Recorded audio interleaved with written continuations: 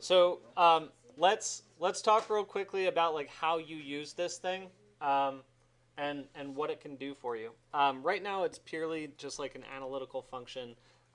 It's so we can see the various angles of the sun throughout the year as they are over the horizon. So if you think of it this way, um, you should know by now that the sun is at a higher angle in the summer and it's at a lower angle in the winter, right? Okay, at least you know that. So what's happening here is the higher angle end here. This is your summer solstice line. So the summer solstice is going to be the highest possible angle that it could be to that center point right here.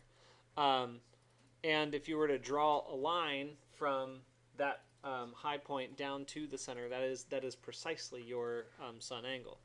Let's see if we can actually do that. Sun path curves. Let's see. Sun positions. One of them is here. I forget which one it is. It might be sun vectors. Anyway, um, so that's your summer solstice because it's going to be the highest angle. This is your winter solstice. It's going to be the lowest angle. And then each of the lines that are happening in between here, those are the various months. So when we're looking at the hours, we can change the hours. This is hours of the day. So let's go to 0 is less than 24. And 0 gives you an error because, why? Well, there is a 0, 0, 0 hour. It's just there's no sun. So we can't do a sun analysis on it. We can look at the sun path, but there won't be a sun on that sun path. So once we get up to sunrise, you're going to see the sun start to move around that diagram. Okay. We can do how many days in the year. 0 is less than 365.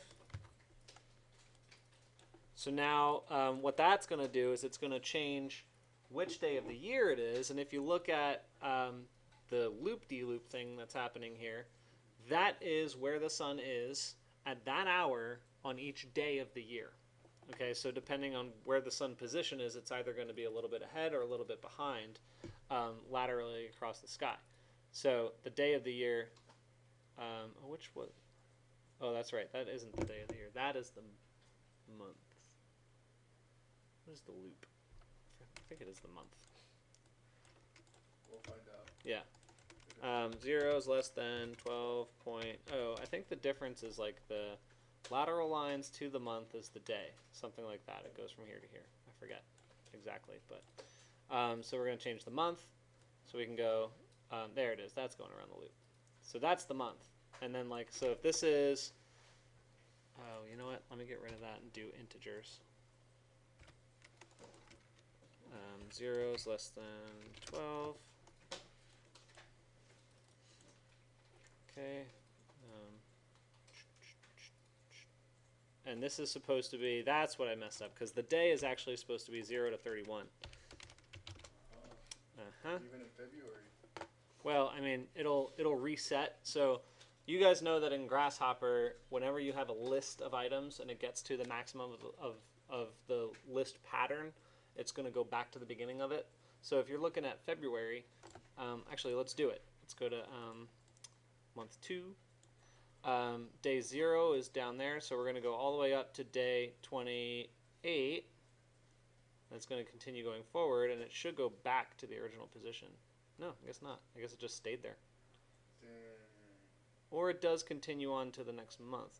No, it's staying in the same location. 28, 29, and 30 are in the same position. So it just stayed in that spot because we're not repeating data. That's why, because we're not doing a repeat data. Okay, so that's how that works. That's how you check the different timelines for where the sun is going to be.